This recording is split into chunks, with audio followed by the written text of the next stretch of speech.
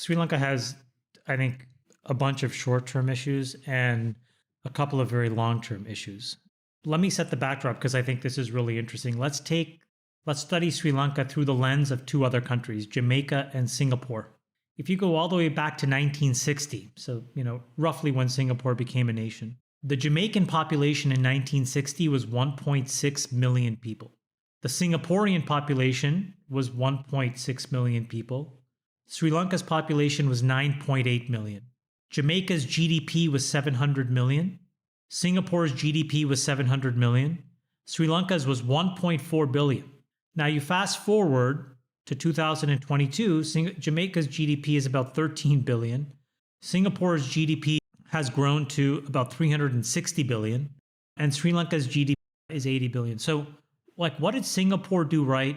What did Jamaica kind of get right? Because one of the things that they kept in check was their population, even though their GDP didn't expand that much, so per capita income was still quite healthy. And then what did Sri Lanka get right and what did Sri Lanka get wrong?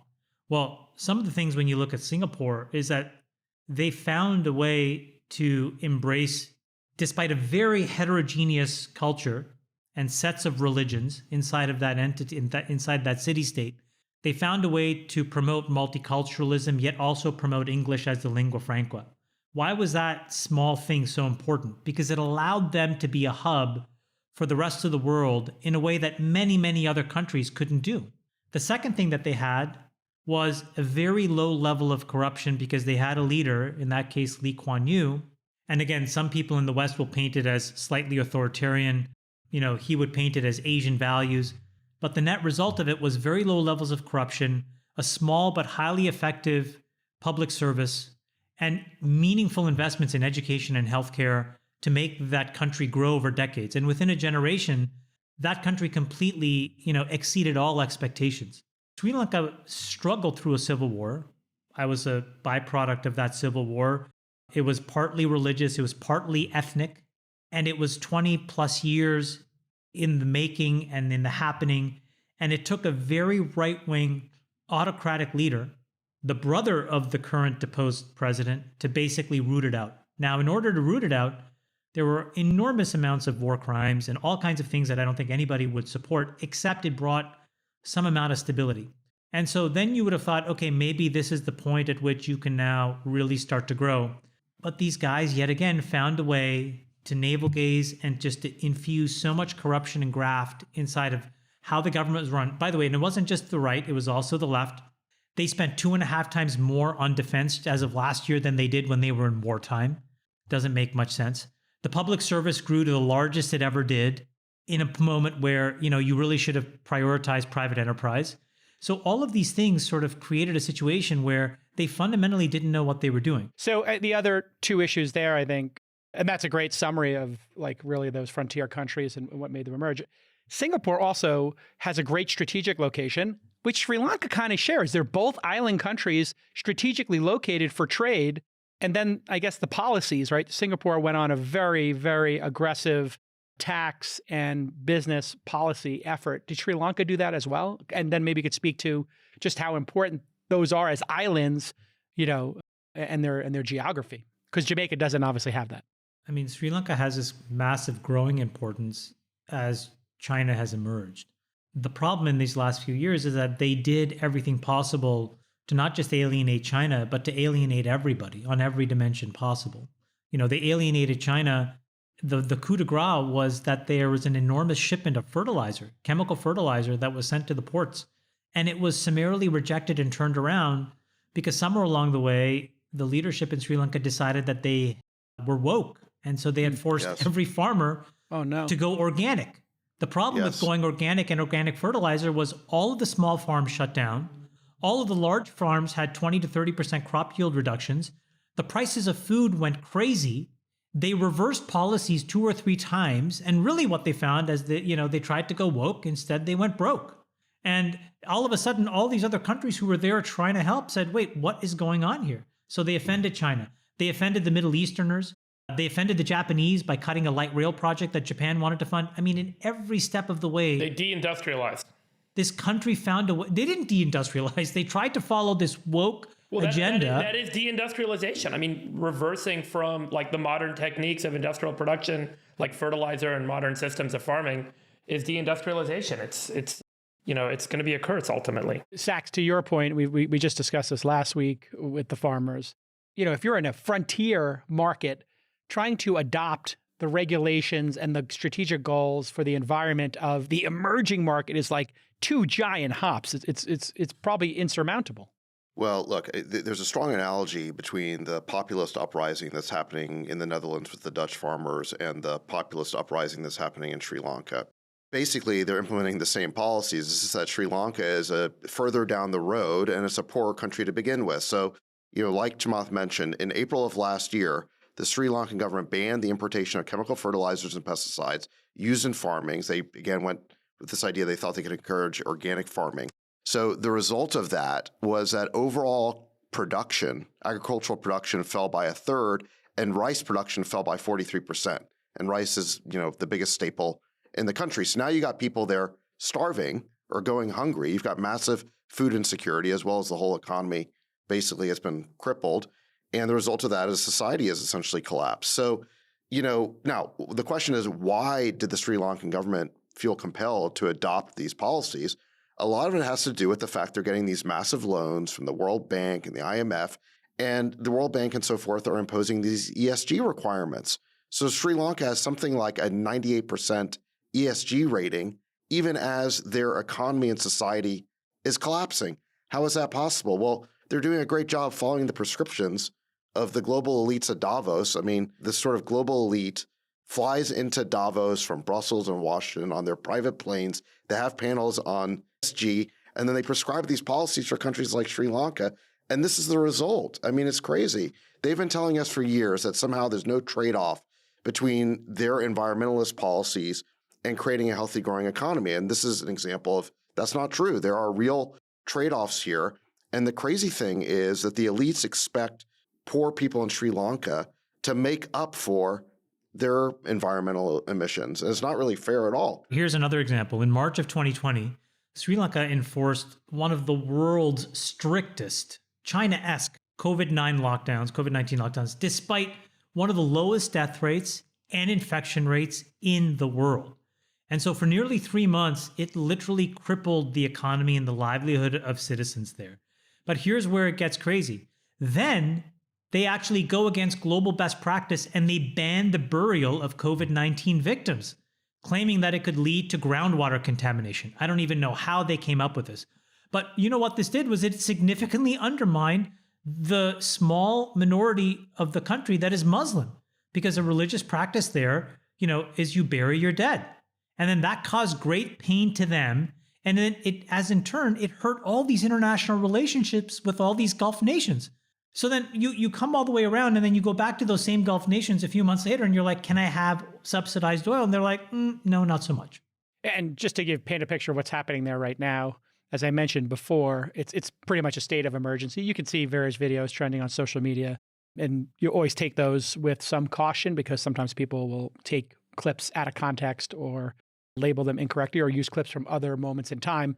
But what's really happening there right now, and you shared a video in our group chat, is everything is now being doled out in very small amounts. So there are lines for basic goods, and inflation is crippling there. And as Friedberg mentioned, they started to pin their exchange rate and their currency to, I guess, the world's exchange rate. And now everything is super expensive, and essential imports like food and medicine and fuel, they don't have the money to pay for it. So this is going to be a complete societal collapse, it seems, and they're going to need to get bailed out. There was a bill that was introduced in the government that said the central bank would be forced to have a discipline on money printing. Sound familiar? In March of 2020, the Central Bank of Sri Lanka began printing money in order to finance a growing budget deficit. Again, happens in many countries. And they did that in part to fulfill an election promise that they made that they would maintain single-digit interest rates. Again, sounds really familiar. So they printed about 100 billion rupees in March. In the next 2 years, the central bank printed 1.65 trillion rupees, right? So 16 and a half times that first number. And then as a result, what they saw was the highest inflation in post-independence history. So time after time, what you're actually seeing in Sri Lanka is not a microcosm of something that's endemic to whatever you want to call it, Jason, a developing country, a third world country, Frontier. a frontier country, a Southeast Asian country. In fact, it actually resembles many of the policies that exist in so many countries all around the world. And what's really important here is that as goes Sri Lanka, so goes Ghana, so goes Pakistan, so goes a whole bunch of countries where you're already starting to see food riots, food insecurity, energy insecurity, rampant inflation, sovereign defaults. And you have to ask yourself, like, how are we going to really tourniquet this whole thing and prevent a much bigger contagion like Friedberg just talked about? I think it's a And we might it's a be really out of bullets, important Chamath, issue. because you mentioned COVID. It turns out a lot of these frontier countries were already on debt relief and being given a moratorium on making their debt payments since they got so walloped during COVID. And then now the other shoe drops. And here we are. There's no relief you can give them if they're already not paying their loans in some cases. By the way, here's another thing that happens in a lot of these developing countries. So in the middle of all of this chaos, what do you think happened? The parliament got together, they passed an amendment to the constitution, and it enforced and it gave incremental power to one individual, the president. And typically in most of these countries that run by a parliamentary system, the president is a figurehead, right? The person shows up, shakes hand, kisses babies, that's it, right? Maybe convenes a Senate, but that is it. Now, all of a sudden, the person has control over defense, control over budget, control over the central bank. And this person cannot be, voted out in a no confidence vote the same way that a prime minister can. That happened here as well. So yet another example of if you start to see a bunch of autocrats in some of these developing markets feel like the answer is more power, it's been tried here, it didn't work.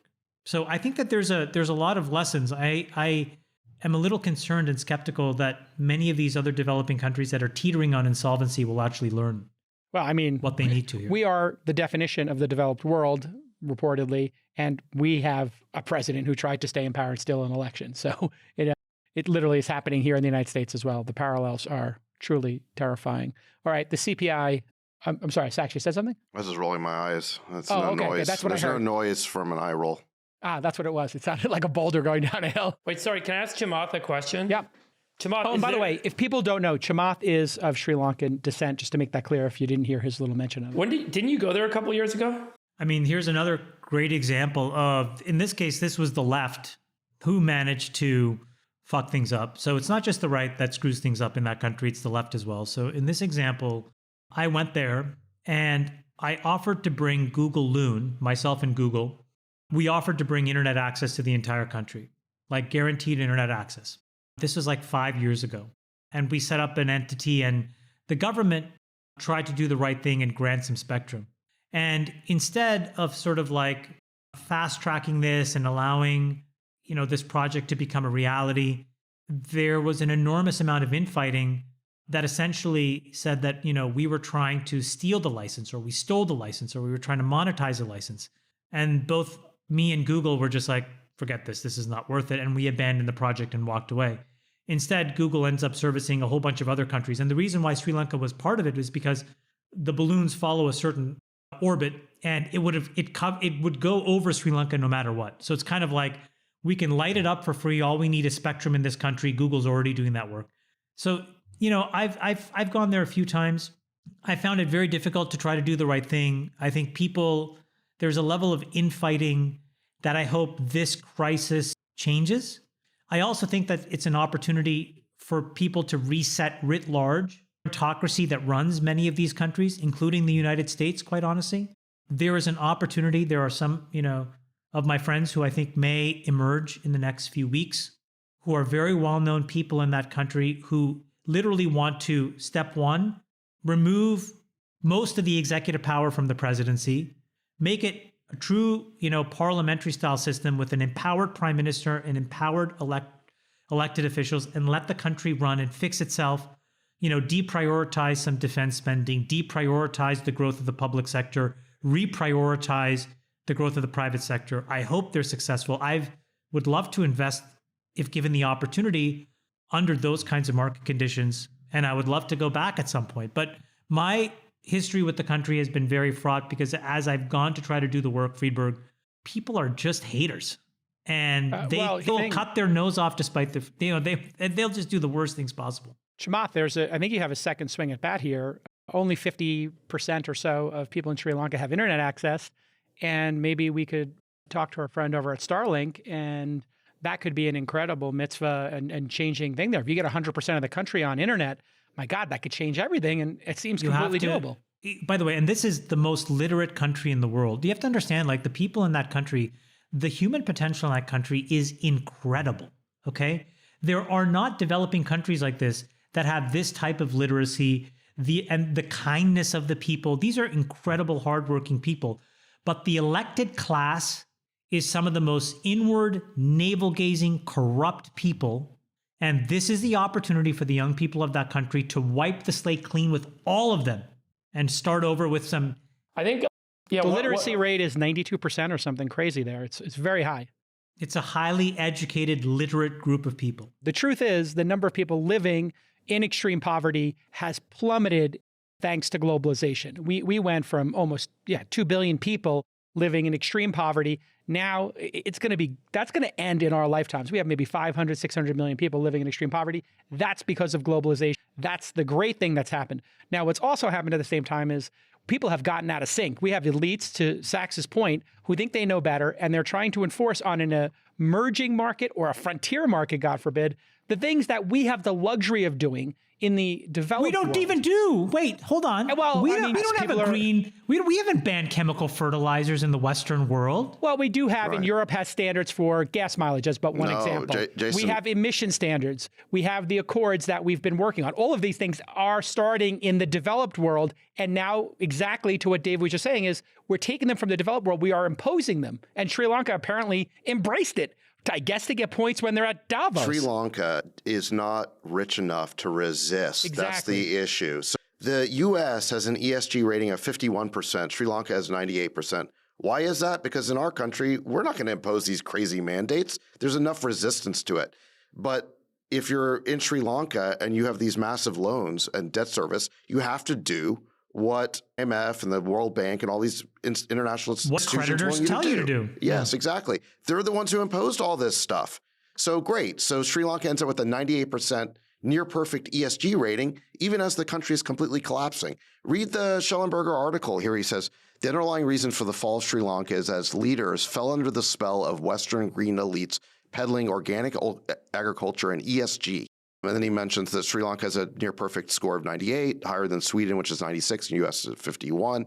What does having such a high ESG score mean? In short, it means that Sri Lanka's 2 million farmers were forced to stop using fertilizers and pesticides, laying waste to its critical agricultural sector. And then it goes on from there. So it was the imposition of, it's not that Sri Lanka's politicians implemented Sri Lankan ideas that caused the collapse of their country. They implemented Western ideas. They implemented And they were ideas. also corrupt. So it was a combination Fair of things. enough, The corruption but was very high. they implemented the ideas they learned at Davos. It's almost perverse. You've got all these, Western elites, again, like John Kerry and so forth. They fly in their private jets to Davos. They come up with these ESG rules. They coerce countries like Sri Lanka to obey them. And it's the people of Sri Lanka who end up paying the price. I mean, this doesn't make any sense. Yeah. What's your reaction to that, J. Cal? You're somehow going to blame this on Trump? No, I don't know how Trump has anything to do with this. You're the one who brought it up. Well, I mean, I'm just thinking about it from first principles. We should, as a species, humanity, should be trying to trend towards taking care of the planet and lowering emissions and being in renewables. And then how we go about doing it, perhaps there was good intent here. But obviously, if the country is corrupt and they're teetering already and they don't have the bankroll to do it, forcing them to do it can lead to collapse. Nobody forced anybody, but what did the score give you? It's not as if it all of a sudden they got force you. them by nature of you get your loans if you do these ESG requirements. So that is forcing them de facto. Okay, fair enough. But I'm saying, now that you have this score, it's not as if you issued green bonds and you could stave off this. No, they didn't do anything. Do what you said before. Is like look at the Sri Lanka should be looking at what Singapore did and just copy the playbook, right? I mean, it's so obvious that a country. It requires a level of long-term leadership and a lack of corruption. And I think those two things are very hard to come by. And I think a third, which is a very controversial statement to make, is it required Singapore to adopt English as a lingua franca. Now, in fairness to Singapore, they also embraced multiculturalism, right? So you had not forced, but you had bilingualism in the schools. So Hindi, Tamil, Malay, Chinese, right? You would learn all of those. And so, you kept an ethnocentricity to where you came from, but they allowed you to understand a lingua franca that allowed you to merchandise your skills to the rest of the world. Wait a second, Chamath. Are you saying they adopted the melting pot playbook and they allowed everybody from around the world to have their culture, but yet participate in a common goal? Oh my God. Literally, if you say melting pot to young people today and everybody should try to adopt, a new culture, but keep some of their own, people find great offense to that. And that's what we were all taught. The melting pot is what made this country great. I think Lee Kuan Yew just called it multiculturalism. But my point is that, I think the English decision by Singapore was important. Sure. I think steady, predictable leadership by Lee Kuan Yew was really critical. And the lack of corruption, policies. The way in which they promoted their public sector, meaning, some of the best paying jobs in Singapore was a public sector job, right? Like you would aspire to work for the government of Singapore. And so as a result, you had policies and movements and the movement of capital and progress and rules that were just, it's an example for so many countries. And you look where they are today. For such a small population, they have the same GDP, by the way, you showed Vietnam. They have a larger GDP than Vietnam, which is an incredible statement, a testament to Singapore's ingenuity. So could that have been Sri Lanka? I think so, knowing that the levels of literacy and intelligence and frankly, the religious stability that can come from Buddhism, yet we're not there. We're where we are today, which is a shame. Yeah, and this is the canary in the coal mine. I think we're going to see Friedberg. I don't know what you think is going to happen over the next 6 months, but there's going to be other dominoes, certainly, yes? I mean, I watch for Arab Spring type behavior, right? I mean, you saw the protests and people storming the presidential palace in Sri Lanka. If I would imagine if we had a report from the intelligence advisors to the president of the United States, there's probably a long list and a growing list of these nations you want to keep an eye on right now, where there is food insecurity, energy insecurity, declining currency, rising debt burden. And, there's a breaking point for all of these. And as you start to hit that breaking point, you start to see more of what happened in Sri Lanka. Now, when destabilization like this happens, it's scary because what happens is there's a new power that emerges. And those powers may or may not be aligned with the interests of the United States, with the interests of allies, with the interests of the world, with the interest of Western democracy. And so there are kind of scary moments that can emerge over the next couple of quarters and years as these camels' backs start to break, as one straw after another is put on the back of these camels. So, and who's the white knight who's going to come in and save these frontier markets? Is it going to be China, India, Russia, or the United States? We're plowing $40 billion into supporting the Ukraine conflict. We're busy kind of protecting our energy interests and our interest with NATO as the United States. And as you point out, China will likely end up becoming the savior and supporter, particularly where they have infrastructure investments and interests. I mean, I don't know if you guys have followed this. China's been building presidential palaces for African leaders throughout the continent. And these palaces, they're incredible. You guys should put photos of them on the video. Oh, sorry, wait, that's the wrong one. That's Sachs's house. Sorry, that's Sachs's other house. Sorry, hold on, next one. Believe it or not, they might put Sachs's house to shame some of these things, but they're oh, really... look, they brought the president of Jet. Oh, sorry, that's Chamath. Next one. Sorry. Anyway, but this is a moment to watch because there's a very, unfortunate confluence of circumstances that may lead to destabilization, that may lead to influence and power being gained by folks that aren't direct allies of the United States. So, and this is why you want to build up a great cash reserve and have a really stable economy so that when these moments do happen, the good actors of the world can take advantage of them as opposed to the bad ones. And the United States is not in a great position for this. Every society, as they say, is three missed meals away from chaos. There are now a record 19 developing countries with sovereign debt trading at distress levels. 19. And 2 that have already defaulted. Yeah, just a start. I mean, Pakistan has nukes, right? I mean, that's problematic. Well, and Pakistan, who's famous for enabling other countries, Iran, North Korea, reportedly, they look at their nukes as an export. and they are more than willing to sell you nuclear I just technology. sent you guys a link from Forbes. There are currently, as of today, inflation protests going on across Sri Lanka, Albania, Argentina, Panama, Kenya, Ghana. And if you look at the videos and you look at the images of some of these protests, and again, there's in the African continent, there are, very radical militant groups that will try and seize power if there's destabilization at the top.